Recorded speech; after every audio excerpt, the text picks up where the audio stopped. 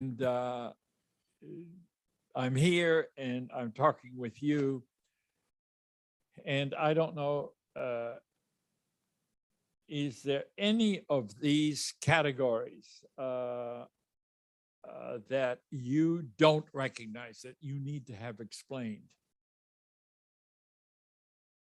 Do you know what do you know what insulin is? Okay, and where it comes from? Where does it come from? Something in your body produces insulin. What is it? I think it's the pancreas. Okay. Okay. And what is pertussis? That's the medical word. What's the common word? What does every mother know about pertussis? Whooping cough. Okay. What is maternal uterine fragments? Doesn't sound good. Well, it is good. It is good because it's a way when you do, you can have invasive or non-invasive ways of detecting extraordinarily small pieces of DNA. There's something called cell-free DNA that you can find in menstrual blood. So you don't have to invade the body of the person. And the electron microscope will identify either Down syndrome or Tay-Sachs disease in Jews of Ashkenazi inheritance. CT scan, you know what that is, yes? Magnetic MRI machines, you know. Arterial embolization. This one I can talk about from personal experience. I had an operation on my foot in 2016. And the doctor, the orthopedist, insisted on general anesthesia. And I said, please don't, because I have a reaction to general anesthesia. I get urinary retention. And she said, no, I can't just put in a couple of needles into your leg. I need general anesthesia. So she did it. Sure enough, 3 days later, nothing came out of me from drinking glasses of water. And the urologist inserted a urinary catheter and said, you'll have to use it for a month.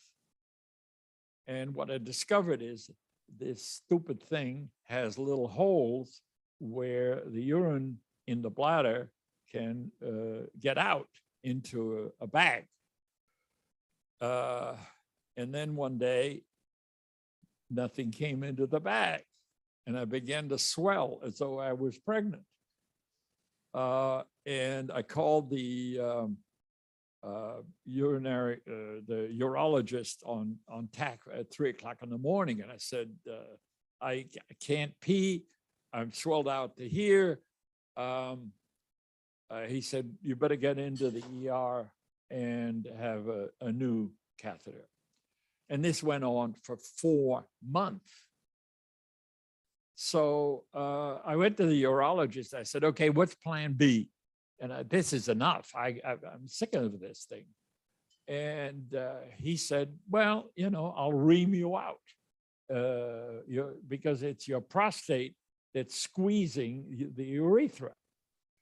And I said, listen, I'm on warfarin for my heart. I have an artificial aortic valve.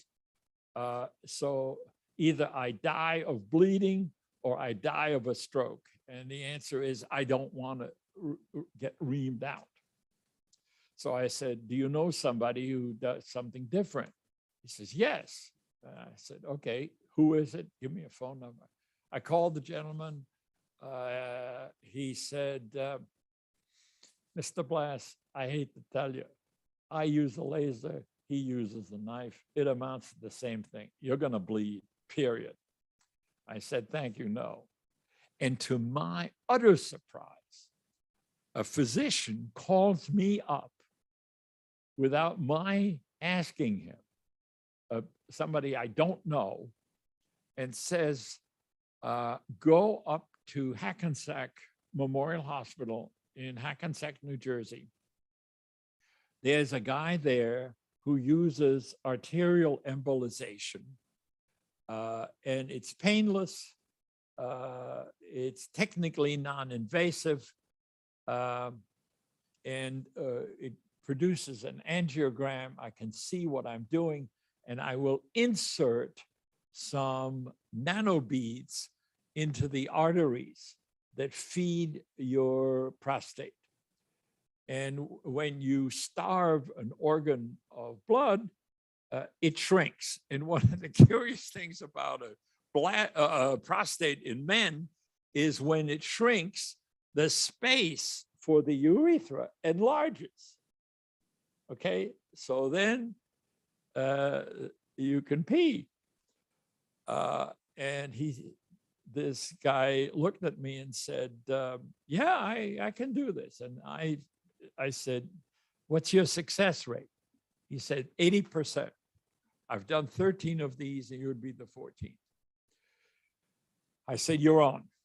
So he immediately did this angiogram where they put a radio opaque thing in your bloodstream, wait 5 minutes, and it shows up on a 50-inch screen, every single artery and capillary and everything else. And he said, come back in 3 days. I'll do the embolization, which means taking a catheter and going up the femoral artery and down into the artery that feeds the prostate. And yeah, it took a couple of hours. And he said, I would send you home, but at your age, I'd rather have you in the hospital overnight. Well, it was a horrible experience. I was on the ward, beep, beep, beep, beep, beep, and so forth. But that's that. The last one is lithotripsy. What's that? Do you know? Kidney stones, gallstones. Okay, it's accumulations of calcium that build up over time. And it's particularly painful because the things would like to be excreted and they're too big for the canal, for the whatever it is, from the gallbladder or from the bladder. And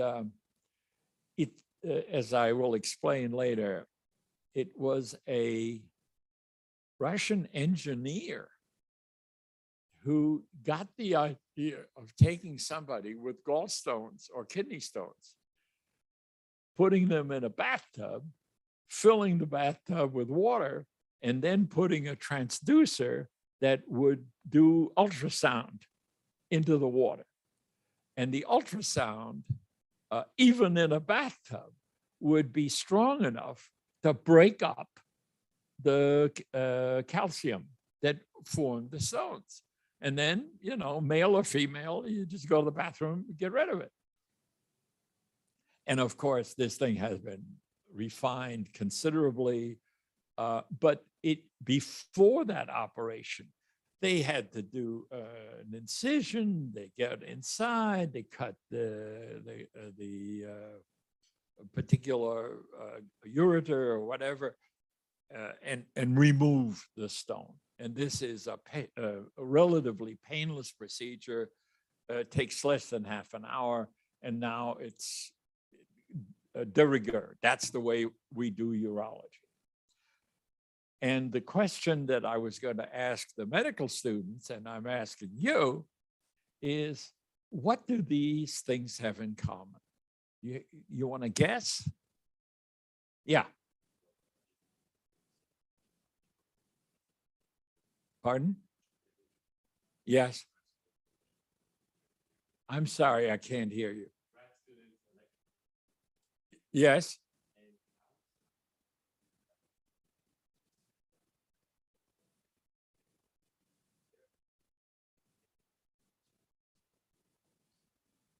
Well, you're very close. You're very close. But when I get to pertussis, there's an exception because pertussis, whooping cough, used to be a horrible disease that babies got, and they basically suffocated because this bacterium got into their trachea and impeded the oxygen from getting into the lungs. And so it was not engineering, but actually bacteriology that solved that problem. But that's fine. Okay, so engineering is one thing. What else might be the thing in common? Let me suggest the answer. You're talking about engineering, especially lithotripsy. Okay, when the guy says, well, I know about what ultrasound does. If I stick the patient in a bathtub, I can crack these gallstones. Insulin. We'll get into that in a minute, but it's a case of an orthopedic surgeon who was interested in doing something to find insulin, which, you know, if you have diabetes, you've got to get this insulin. So let me switch this and say the one thing that ties all of these together is the person, or persons plural, who discovered the cure, the machine, the technique to solve this problem was way outside of the specialty. Obstetrics, urology, the CT scan you'll see is particularly interesting because the Nobel Prize was awarded to two guys who were not in contact. They had nothing to do with one another. And yet they got the Nobel Prize together. And I'll explain that. Okay, my argument is that there is an advantage to having somebody from outside the discipline to take a look at problem X, whether it's whooping cough or diabetes or Down's disease and so forth, to come up with a solution to a problem that basically medicine hasn't succeeded in fixing. And that is what Dr. Caldwell calls diversity. After I'm finished with the medical thing, I'll tell you I have some personal experience with this, not as a patient, but as the director of strategic planning, where I was asked in the telephone company to come up with the solution to one of their problems. And I have a technique that I can explain to you, which you can use regardless of what field it is. So let's go on to the next slide.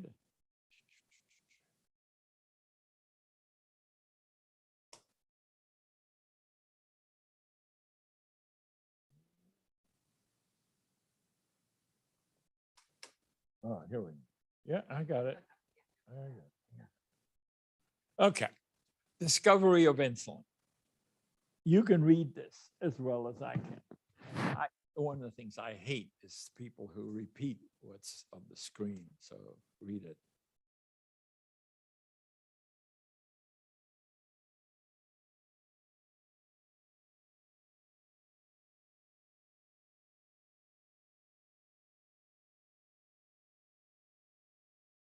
Tell me when you're done.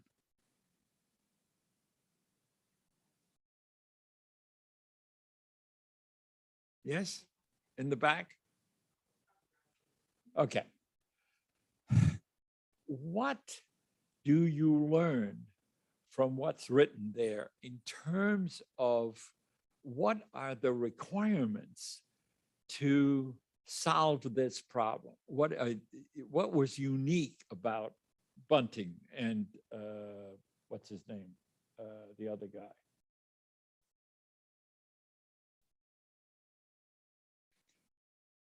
Remember, diabetes was known for thousands of years. People died of this thing because they get sugar, the blood sugar fraction was too high or too low. Why is having a bunch of dogs available? What's the great thing about that? They were less humanized. Right. So you would have something that you could. Okay, so number one, you have to have experimental subjects, and it's preferable to use dogs than to use people. In fact, it's completely unethical in this country to use people. You can't futz around with COVID-19 or anything else until you have gone through 3 phases with animals. Okay, so what's the other thing that is sort of magical in this? I think you kind of said he's not. And he didn't. And what happened is that Banting read an article in a journal about insulin. And he said, gee, that's interesting. I'll talk to JJR, McLeod, if I can use his lab to find out more about how the pancreas creates insulin, how it reacts to the amount of blood sugar and all of that stuff. So the second point I'm saying is you need another person who has some expertise in the field that concerns you, even though you may not have the knowledge that he or she has to do what's necessary. In other words, I think in many people, you find this certainly in creative people, they want to have the credit to have invented, discovered, created X, okay? But the fact is that with some of these systems that are very complicated, that people have been unable to solve in ways that either aren't scary or aren't have a potential of killing the patient and so forth, invasive procedures, breaking open the chest to put a new heart in, et cetera.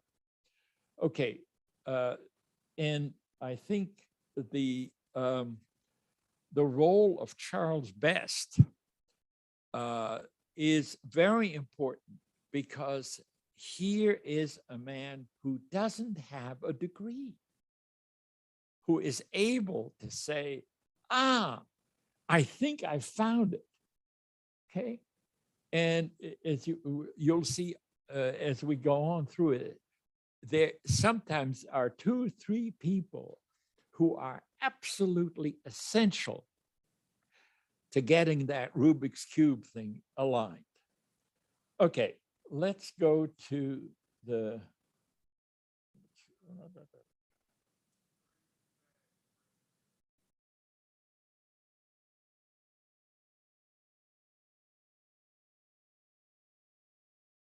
oh yeah.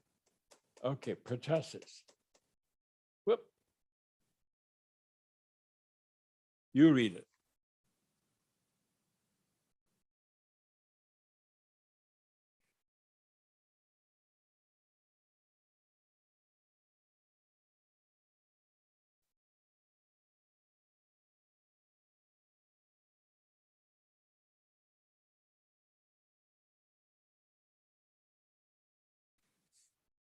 Raise your hand when you're finished.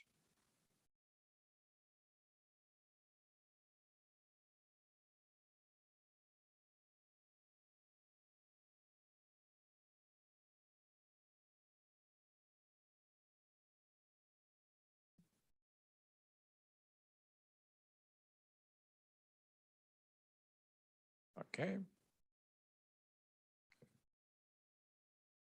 In the back row? Yes? No? Take your time. Are you raising your hand? Good. Very good. Okay. Okay, everybody all set? Okay. Notice Grace Eldering had whooping cough, pertussis, at age 5. Okay, so here is somebody who has gone through this experience and feels that she can prevent this from happening to other babies, because it's typically babies or kids up to 2 who get it. The 7,500 cases, that's a small number in the United States, even then in the 30s, when maybe there were 250 million instead of today's 330 million people. But she and this Pearl Kendrick had the initiative as well as the knowledge as bacteriologists to say, hey, we got to be able to find what causes this. And part of the answer is that this bacterium that they found in sheep took years to develop, okay? And that once that bacterium grows enough to impede the flow of air in the trachea, you've got a life-threatening problem with these kids. So they work together and they identify Bordetella bacterium at the certain stage of the disease. That's very interesting. That, and there, I'm trying to remember, I read recently that diseases like Alzheimer's take decades to form the particular instrument that destroys memory, that destroys the ability to swallow, and so forth. Notice that the head of the lab comes out with this smart ass comment about, well, if it amuses you, go ahead and do it. Okay. Now, today, in this age of cost effectiveness and reducing costs and so forth, it's very unlikely that somebody would say, oh yeah, if it interests you, do it. Okay. But in this case, he said, yeah, go ahead. Okay. In other words, here is a supervisor who has the brains, frankly, and the courage to say to his employee, you're onto something, try it, see what happens, okay? He was willing to take a dare. When they went and tried to publish the article, the editor said, nah, impossible, go away. There is I think in the work on insulin, somebody said you could trace the history of science from the articles that Nature magazine, which is sort of the publication of art, have rejected, okay? And yesterday, in speaking at the medical school, one of the editors of a journal said how tricky it is for the editorial board to deal with something new. Okay, they prefer to see a more advanced stage but to have the initial thing, somebody said, hey, I can solve a problem that you don't know how to solve. Okay. And notice how long it took for these women to succeed. How they asked this, what's her name, Loney, the woman who identified the particular, there it is, helped by American Loney Clinton Gordon, who spotted the strain and drew attention of the two women to it. Again, it's a multiple effort, and don't worry about having a PhD. There's a famous story of what was his name? The two guys who found DNA, James somebody and David. I can't remember the name. I have a rule in my life. If it's in the computer, in the internet, I won't try to memorize it. Just so I know enough to say, type Janet, type this, internet will give you the answer. Same thing with Amazon, okay? Put in Blass, put in planning, poof, you got a bunch of articles, buy some Walter Blass about strategic planning. Okay. But in terms of the principles of development, here are people, some with degrees, some without degrees, who are instrumental to advancing the whole thing. Okay, let's go back. Let's go on to the next one. We have how many minutes left? Oh, good. Okay.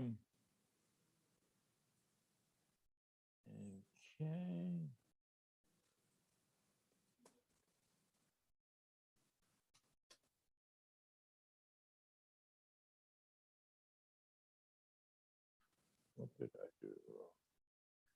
Please. Oh, wait a minute. Here it is. Right? Yeah. Hit the word. Should be just this one. Yeah, you're right. And next time when you want just. Oh, great. Thank you. All right, stop. Thank you. This is a perfect example. I don't know how to do it, but she does. And she's available. Okay, the Russian engineer and lithotripsy. I've sent a bunch of these things.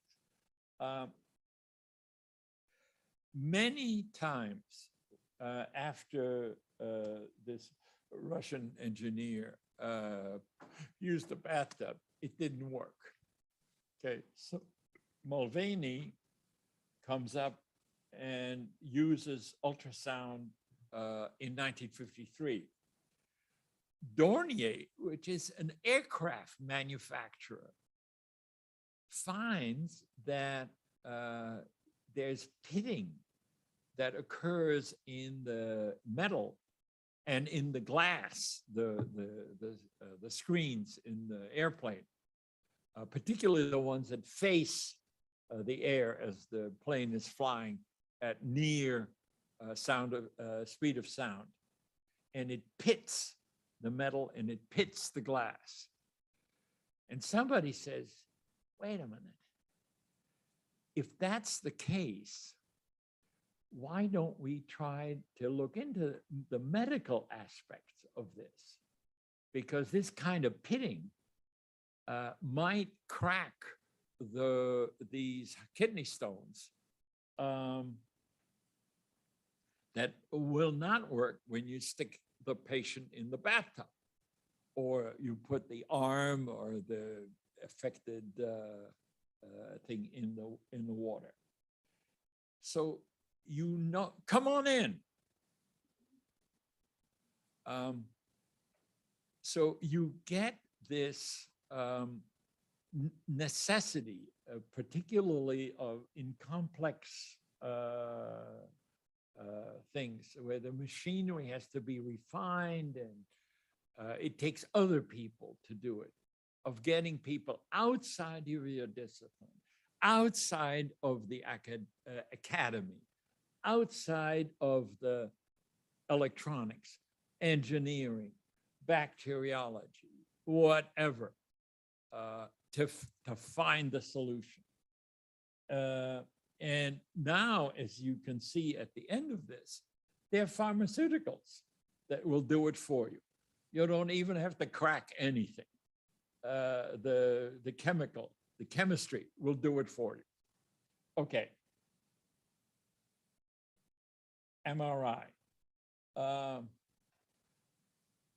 Lauterberg is eating a hamburger, and suddenly it comes to him, what if I could get a machine that would do what Röntgen rays, X-rays do for bones?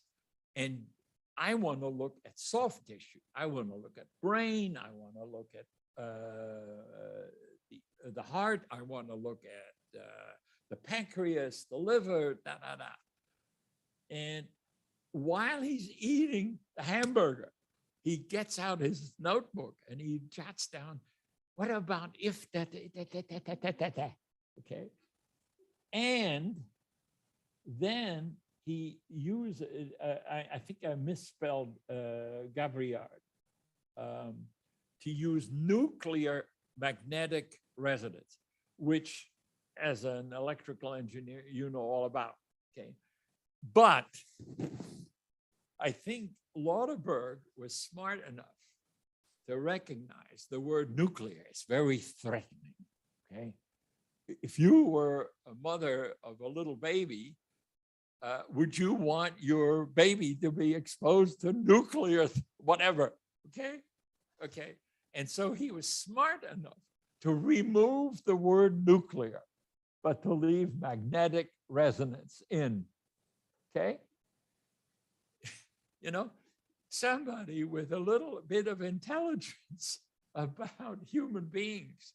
One of the things that drove me crazy as a graduate student at Princeton about economics was that the professor, come on in, the professor insisted that economics was just like physics.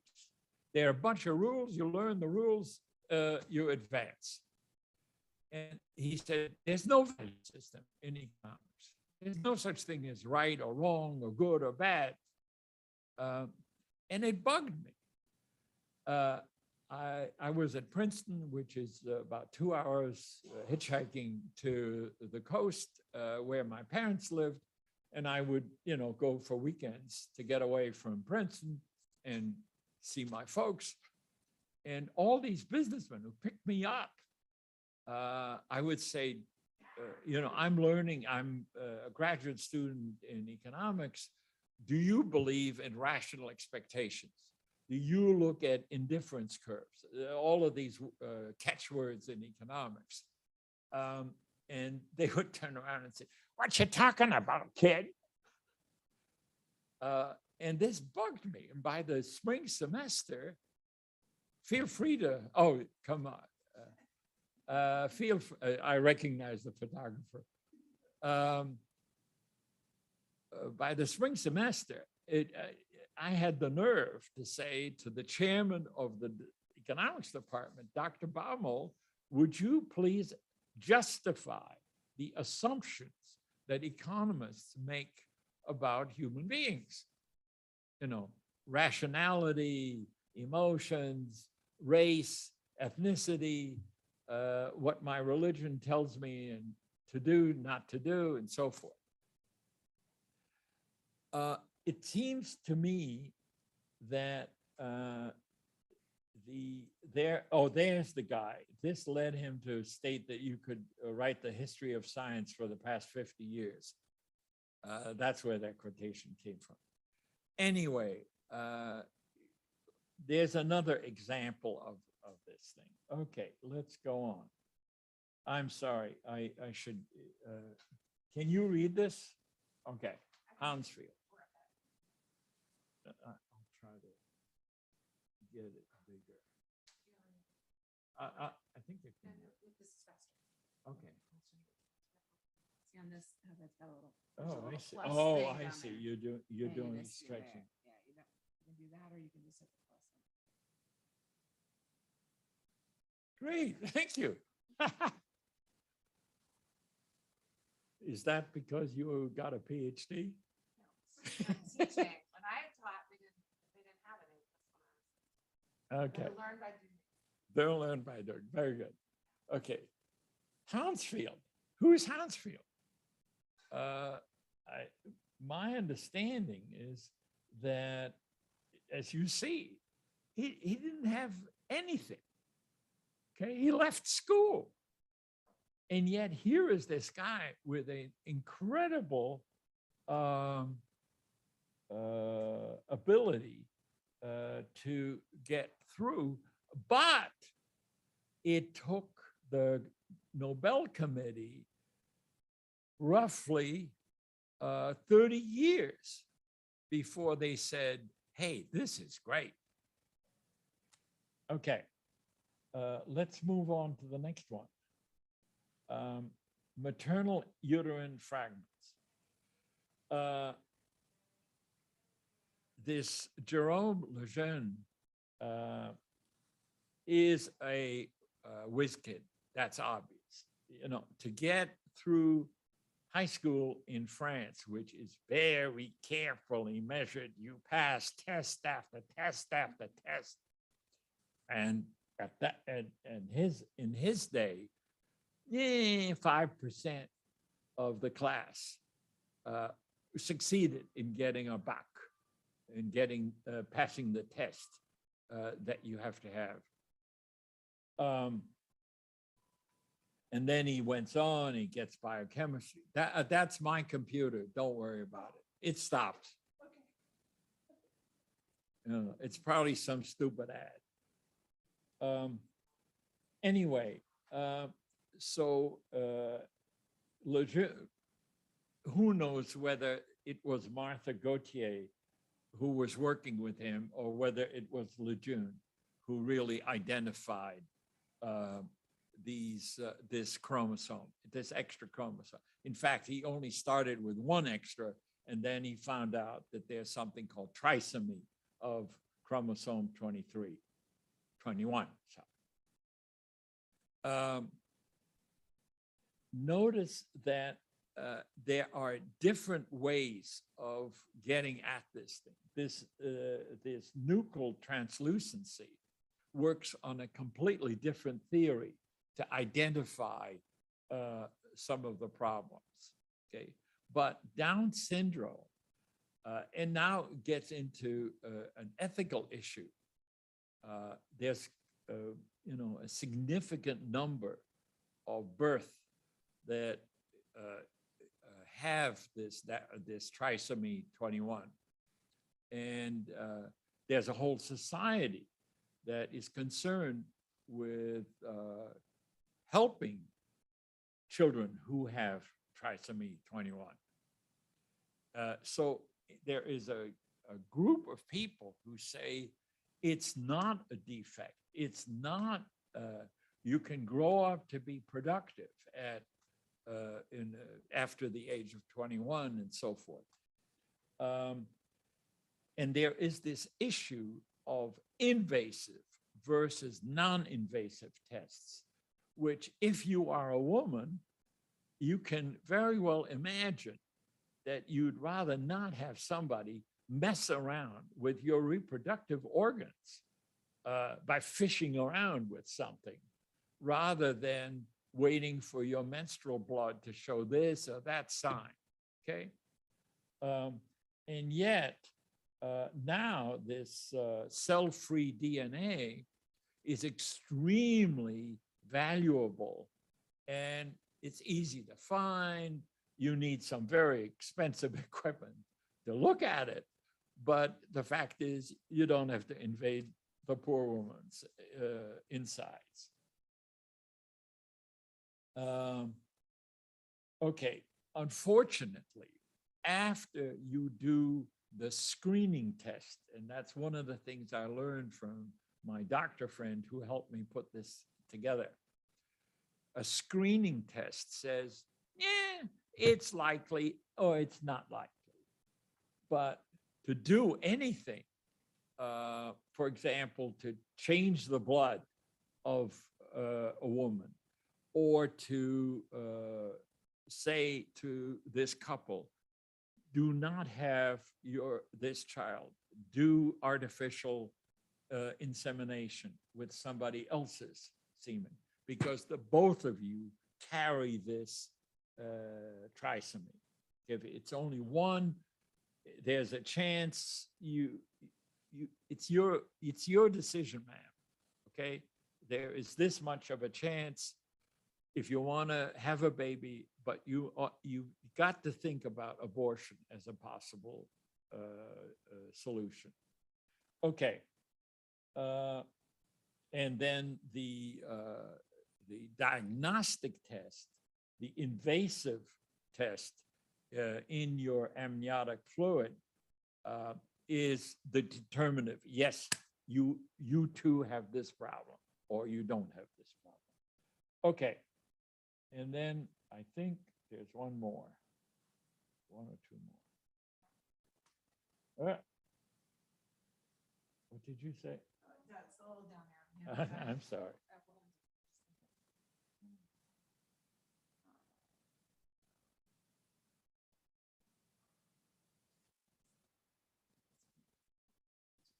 Well, we're back to fine. Okay, so you want to go to the next Yeah, one? yeah, next one. That's it. It's not going down there. No, that's It's supposed to have more, but I don't think it does. okay. Very good. Okay. Now, let me just tell you my own experience with this technique of using diversity.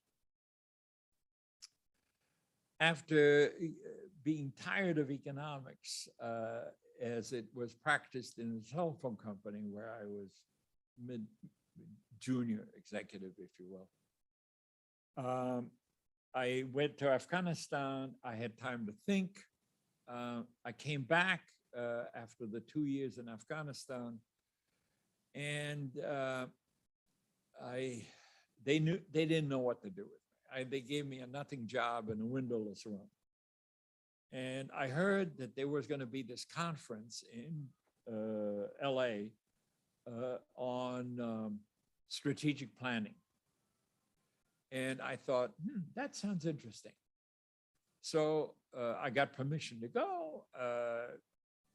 It was in a hotel, in a conference room, a whole bunch of people very well known in the field spoke, George Steiner, Igor Ansoff, so forth.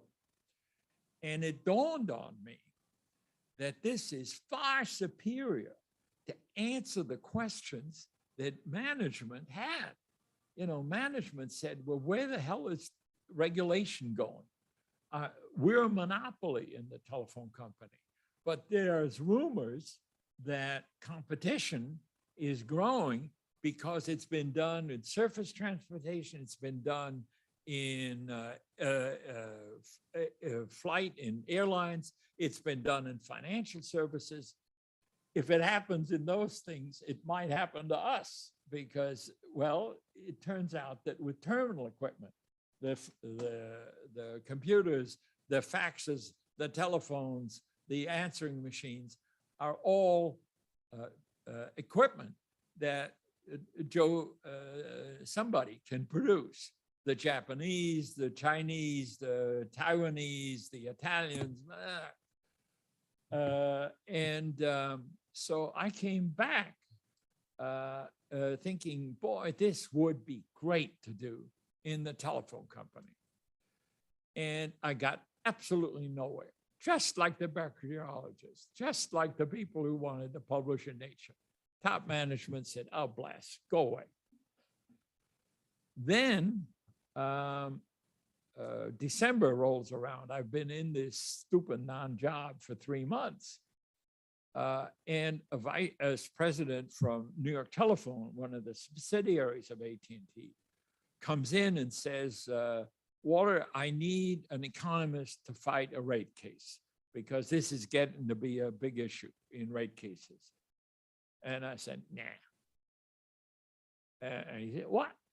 I said, it's a lawyer's game. Find a lawyer to your liking. And then John Mulhern, this VP from New York Telephone, has the brains to say, well, what does intrigue you? I mean, what are you interested in? Oh, strategic planning. Why? What would it do? And he listens to me for 5 minutes. And he says, come on, let's go down the street 5 blocks. You work for me and you will do strategic planning. I guarantee you. Yes, sir. So I go down the street. It saves me 5 minutes on my commute. I'm very happy. A year and a half later, we have a terrible service crisis. Can you imagine a phone where you have to wait 30 minutes for a dial tone, where instead of 3 days to install a telephone, it takes the company 3 weeks for a house telephone and 3 months for a business telephone? I mean, it was just awful. And so I wrote up a 6-page memo illustrating what I felt we had done wrong. I had spoken to foremen in the offices. I had spoken to vice presidents. The result was this 6-page memo, which I sent to my boss, as well as all the other vice presidents. And the moment that my boss, John Mulhern, got a hold of this piece of paper, he called me up. He says, damn you, Blass, you collect every copy immediately and you bring them to my office and burn them in my ashtray. I don't want this piece of paper floating around. And I said, John, if we don't write it down, if we don't analyze it, we're going to do it again. Okay, if you want to prevent this happening from again, you will let the vice president see this memo and react properly to it. Blass, you don't understand something. The Public Service Commission is going to hang us from the yardarm if they see this piece of paper. You are giving them the rope to hang us with. Do you understand? I said, yes, sir, but. He said, never mind, but. Get the damn pieces of paper and burn them. Yes, sir. And then I said, okay, John, I burned the pieces of paper. I done what you wanted. Now what are we going to do to prevent from this happening? He says, you're looking at yourself in the mirror. You're the one who's going to do it. You're going to be the something of strategic planning. You can be any title you want, but not vice president. I'm not doing what Richard Nixon did, was to put Ehrlichman and Haldeman in between his direct reports and himself. So you're going to be off to the side on the organization chart. So any damn title you want except VP. So I became director of strategic planning. He said, I got a job for you. We've got a whole bunch of things that we haven't been able to solve. And one of them is we have 8 minorities in the borough of Queens. Yeah, 1/3, 1/4 of the population of New York. 8 minorities who want direct distance dialing to their home. Colombia, Ecuador, Argentina, Brazil, El Salvador, and so forth. It costs $3 a minute to go through an operator when conceivably it would be 25 cents a minute, 10 cents a minute if you were able to go beep, beep, beep, beep, beep, beep, beep, beep, beep, beep, boop. And we've had already this multi-frequency dialing in domestic, okay? It worked beautifully with 10 digits, but to dial to Mexico, to Brazil, to Fiji, I don't know where, it takes 17, 20 digits. We don't, our equipment is down to 10. If you want to have 20, you got to take a perfectly good $8 million switch and junk it. And we ain't going to do that, period. You get your group to figure it out. So I get the group together, and I have formed such an innovation committee by a book that was written by a guy named George Prince in Cambridge.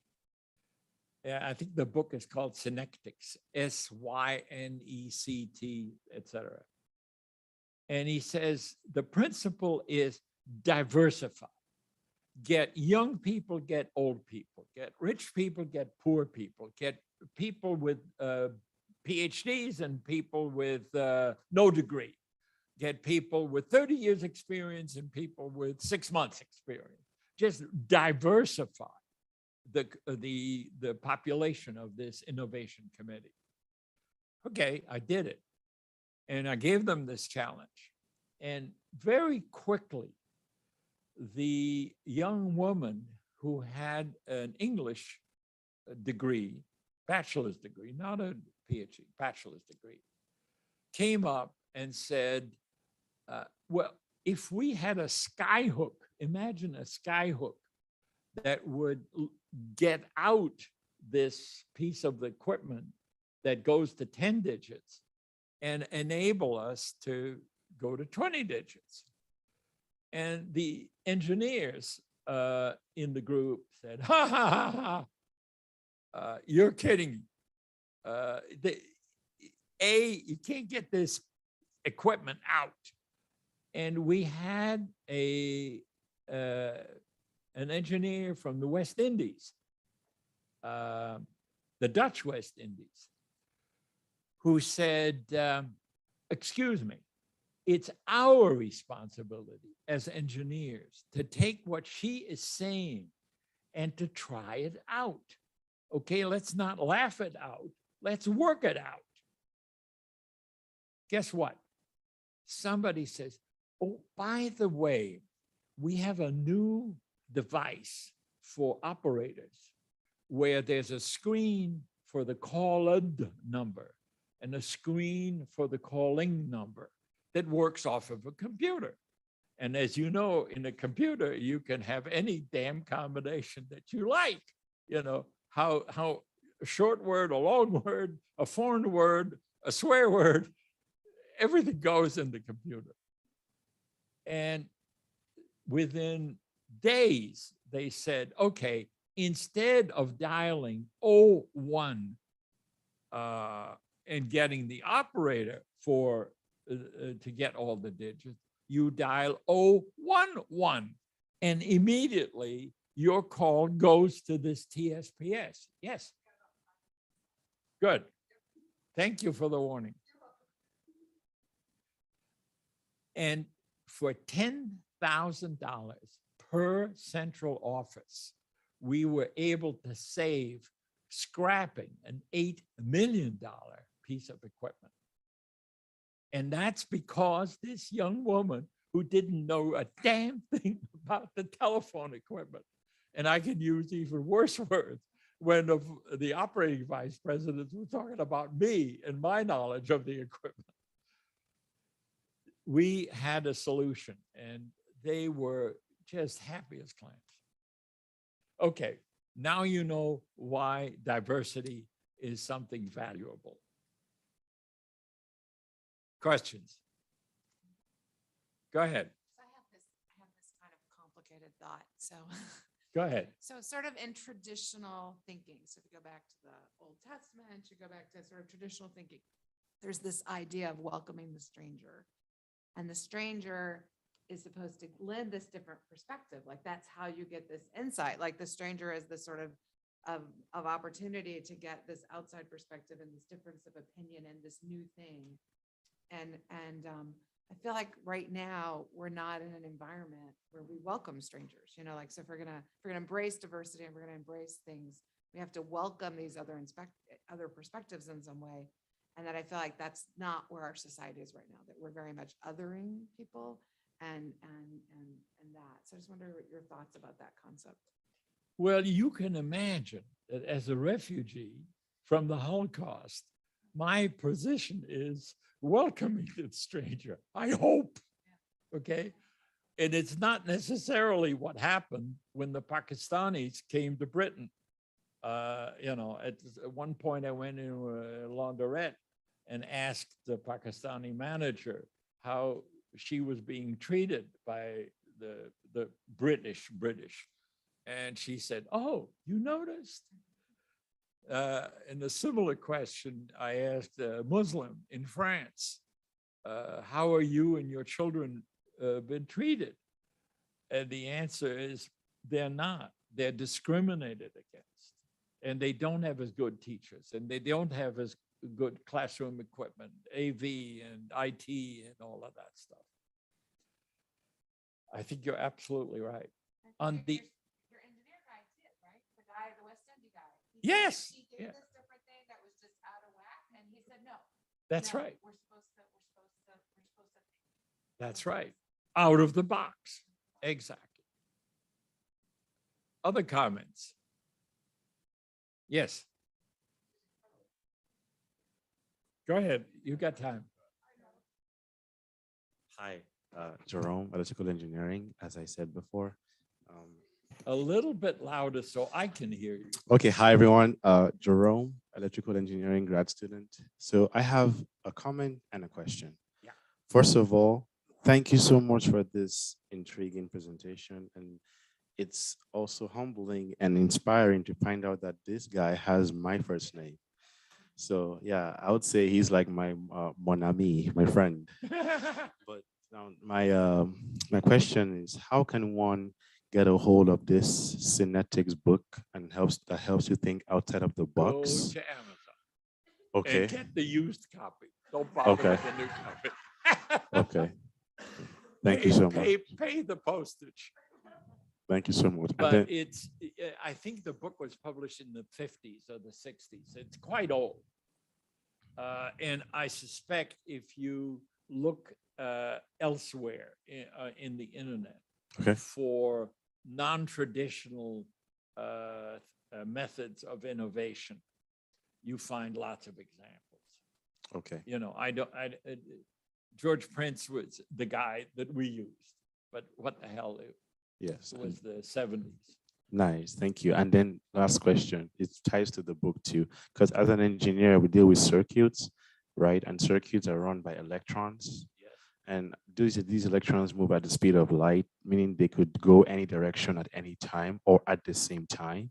So how can one find, with your help, a good strategy to predict possible ways these electrons could go so that these circuits will be made quicker and you wouldn't have to like make maybe 10 machines to test different scenarios when you can just make one that can test all scenarios? How can you like not make the machine, because I can't do that yet, just in grad school, but like have a way of thinking? Is there a way to improve your thought process as a student? Because we like wake up in the morning, take a shower, go to class, come back home. That's it, right? Is there a way you can like My think answer outside of the is box? you're asking the wrong person. Okay. I put this together for a medical school audience. I didn't get to do that yesterday, but I wanted to impress on them the need for having the stranger help you with your thinking. Yes, sir. My advice to you is, by all means, see what you can find as an answer to your question, but start looking outside. For example, the telephone company was founded by a guy who invented the telephone and then made into a corporation by the former Postmaster General of the United States, who was, the post office is a monopoly. It still is a monopoly, except for DHL and Amazon now and so forth. I think you will go further in your professional career if you go outside of electrical engineering and watch for the events that are taking place in terms of demonopolization, in terms of what is the impact of having language be as easily manipulated as electrons. Yes. Because now a lot of language teachers are beginning to ask themselves, what's my academic career worth when there are these stupid little Duolingo. boxes that do instantaneous translation? She can ask her question in Hindi and it comes out in English and vice versa. So I can have a conversation with you, with her, with somebody else. Okay. Thank you so much, sir. You're welcome. Thank you. You've been a very kind audience. Thank you.